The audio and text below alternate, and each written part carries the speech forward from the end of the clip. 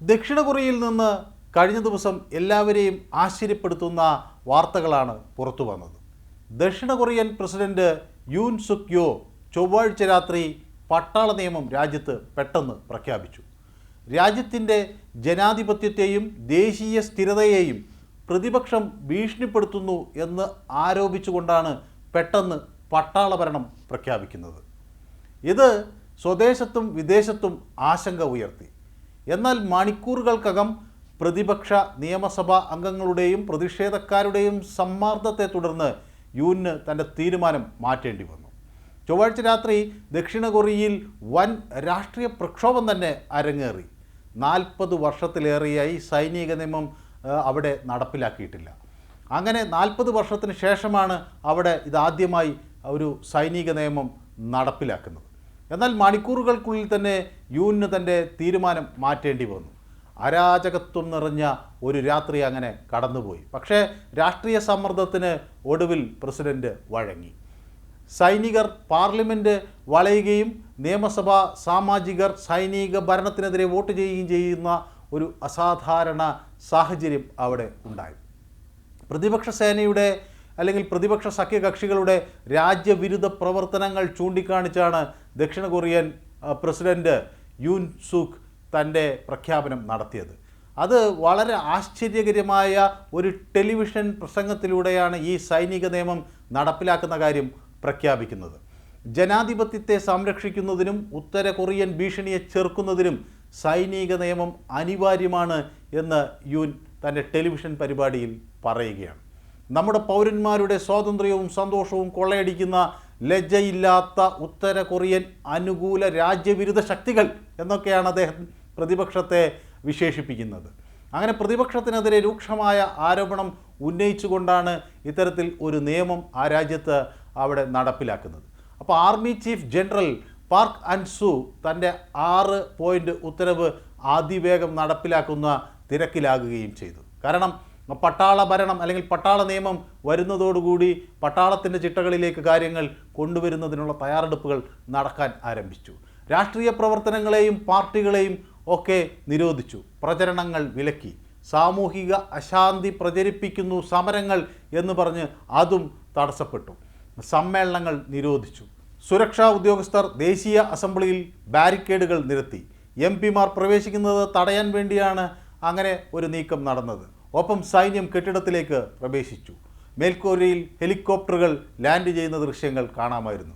ആ ജനാധിപത്യ വിരുദ്ധ തീരുമാനത്തിൽ പ്രതിഷേധിച്ച് രാജ്യത്തെ പ്രധാന തൊഴിലാളി യൂണിയനുകൾ അനിശ്ചിതകാല പണിമുടക്ക് പ്രഖ്യാപിച്ചു.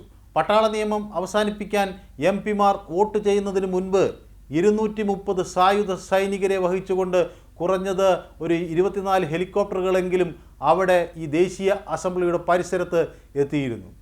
ആർമി ചീഫ് ജനറലിൻ്റെ ഉത്തരവ് അനുസരിച്ച് മാധ്യമങ്ങളൊക്കെ സൈനിക നിയമത്തിന് കീഴിലായി. രാഷ്ട്രീയ പ്രവർത്തനം, പണിമുടക്കുകൾ, ഒത്തുചേരൽ എല്ലാം നിരോധിച്ചു. പണിമുടക്കിയ ഡോക്ടർമാരോട് 48 മണിക്കൂറിനുള്ളിൽ തിരികെ ജോലിയിൽ പ്രവേശിക്കാൻ അവിടെ നിർദ്ദേശമുണ്ടായി. 1987 രാജ്യത്തിൻ്റെ ജനാധിപത്യവൽക്കരണത്തിന് ശേഷം ആദ്യമായാണ് അവിടെ ഇപ്പോൾ പട്ടാള നിയമം ഏർപ്പെടുത്തിയത് എന്നത് വളരെ ശ്രദ്ധേയമായൊരു കാര്യമാണ്. മുൻ സൈനിക സ്വേച്ഛാധിപതി പാർക്ക് ചുങ് കൊല്ലപ്പെട്ടതിന് ശേഷം അവിടെ 1979 ഒക്ടോബറിൽ ദക്ഷിണ കൊറിയയിൽ ആദ്യമായി പട്ടാള നിയമം നടപ്പിലാക്കിയിരുന്നു. പക്ഷേ കഴിഞ്ഞ 40 വർഷമായി അത് ആ ജനതയ്ക്ക് അറിയാത്ത ഒരു കാര്യമായിരുന്നു. യുന്നിൻ്റെ നടപടി ജനാധിപത്യ വിരുദ്ധമാണെന്ന് എല്ലാവരും കുറ്റപ്പെടുത്തുകയും ചെയ്തു. പ്രതിപക്ഷം ശക്തമായി രംഗത്ത് വന്നു. 2022 പ്രസിഡന്റ് തെരഞ്ഞെടുപ്പിൽ യൂണിനോട് കഷ്ടിച്ച് പരാജയപ്പെട്ട പ്രതിപക്ഷ നേതാവ് ലീ ജെ-മുങ് യൂണിൻ്റെ പ്രഖ്യാപനത്തെ നിയമവിരുദ്ധവും ഭരണഘടനാ വിരുദ്ധവുമാണ് എന്ന് വിളിച്ചു പറഞ്ഞു. പെട്ടെന്നുള്ള പ്രഖ്യാപനത്തെ യൂണിൻ്റെ സ്വന്തം പാർട്ടി തന്നെ തള്ളിപ്പറഞ്ഞു. പാർട്ടിയുടെ നേതാവ് ഹാൻ ഡോങ് ഇതിനെ എതിർത്തു. അദ്ദേഹം ഈ തീരുമാനത്തെ തെറ്റ് എന്ന് വിശേഷിപ്പിച്ചു. ഭരണഘടനാ വിരുദ്ധ നടപടിയെ ജനങ്ങൾ തടയും എന്ന് അദ്ദേഹം ഓർമ്മിപ്പിച്ചു. ഏത് സാഹചര്യത്തിലും സൈന്യം പൊതുജനങ്ങളുടെ പക്ഷത്തായിരിക്കും എന്നും അതുകൊണ്ട് തന്നെ ഈ തീരുമാനത്തെ ദൃഢമായി എതിർക്കാമെന്നും പ്രതിപക്ഷ പാർട്ടികൾ പലരും എക്സിൽ കുറിച്ചു. അങ്ങനെ എല്ലാ അർത്ഥത്തിലും ഒരു ശരാശരി ദക്ഷിണ കൊറിയക്കാരൻ ഞെട്ടിപ്പോയി. യൂണിൻ്റെ പ്രഖ്യാപനത്തിൽ ആശ്ചര്യവും ആശങ്കയും പ്രകടിപ്പിക്കുന്ന സന്ദേശങ്ങൾ സോഷ്യൽ മീഡിയകളിൽ നിറഞ്ഞു. സൈന്യം ഉണ്ടായിരുന്നിട്ടും 190 ജനപ്രതിനിധികൾ ഏകകണ്ഠമായി പട്ടാള നിയമം നിരസിക്കാനും അത് ഉടൻ പിൻവലിക്കണമെന്നും ആവശ്യപ്പെട്ടു. എംപിമാരുടെ വോട്ടെടുപ്പിനെ തുടർന്ന് യൂൺ തൻ്റെ തീരുമാനം മാറ്റി. പ്രമേയം മന്ത്രിസഭ അംഗീകരിച്ചതോടുകൂടി സൈന്യം പിൻവാങ്ങി. ഇതൊക്കെ ആകുമ്പോഴേക്കും പുലർച്ചെ 4:30 കാണും. ഒരു ടെലിവിഷൻ പ്രസ്താവനയിൽ യൂൺ അങ്ങനെ നിയമം പിൻവലിച്ചതായി അറിയിക്കുകയാണ്. മൊത്തത്തിൽ ഏകദേശം ഒരു 6 മണിക്കൂറോളം ഈ സൈനിക നിയമം പ്രാബല്യത്തിൽ ഉണ്ടായിരുന്നു. അടിയന്തരാവസ്ഥ പ്രഖ്യാപനം യൂണിൻ്റെ രാഷ്ട്രീയ ഭാവിയെ തന്നെ ബാധിക്കുമോ എന്ന സംശയം ഉയരുകയാണ്. അവിടെ വലിയ രാഷ്ട്രീയ പ്രതിസന്ധികൾക്കും അത് കാരണമായിട്ടുണ്ട്. ദേശീയ ബഡ്ജറ്റിനെ ചൊല്ലിയുള്ള ഒരു തർക്കമാണ് ഇതിൻ്റെ ഉറവിടം എന്നതാണ് ഇപ്പോൾ പുറത്തു വരുന്ന വിവരങ്ങൾ. വരാനിരിക്കുന്ന വർഷത്തേക്കുള്ള ബജറ്റിൽ പ്രതിപക്ഷം ഏതാണ്ട് 4 ട്രില്യൺ വോൺ, അതായത് $2.8 ബില്യൺ വെട്ടിക്കുറച്ചു എന്നാണ് വിവരം. അതായത് രാജ്യത്തിൻ്റെ പ്രധാന പ്രവർത്തനങ്ങൾക്കാവശ്യമായ എല്ലാ ചിലവുകളും വെട്ടിക്കുറച്ചു എന്നാണ് പ്രസിഡൻറ്റിൻ്റെ പരാതി. ഈ മാസം യൂൺ ഉൾപ്പെട്ട ഒരു കേസും പൊങ്ങി വന്നു. അത് അദ്ദേഹത്തിൻ്റെ പ്രതിച്ഛായയെ ബാധിച്ചു. എതിരാളികളുടെ ആക്രമണത്തിൻ്റെ ശക്തി കൂട്ടുകയും ചെയ്തു. 2022 പാർലമെൻറ്റ് ഉപതെരഞ്ഞെടുപ്പിൽ മത്സരിക്കുന്നതിന് ഒരു പ്രത്യേക സ്ഥാനാർത്ഥിയെ തിരഞ്ഞെടുക്കുന്നതിന് ഭരണകക്ഷിയായ പീപ്പിൾസ് പവർ പാർട്ടിയിൽ യൂണും പ്രഥമ വനിത കിം കിയോൺ ഹിയും അനുചിതമായ സ്വാധീനം ചെലുത്തി എന്നതാണ് ആരോപണം. പ്രസിഡൻ്റാകുന്നതിന് മുമ്പ് യൂണിനായി സ്വതന്ത്ര അഭിപ്രായ സർവേകൾ നടത്തിയ ഒരു തെരഞ്ഞെടുപ്പ് ബ്രോക്കറുടെ അഭ്യർത്ഥന മാനിച്ചാണ് അവർ അങ്ങനെ ചെയ്തത് എന്നാണ് അവിടെ നിന്ന് പുറത്തു വരുന്ന വിവരങ്ങൾ.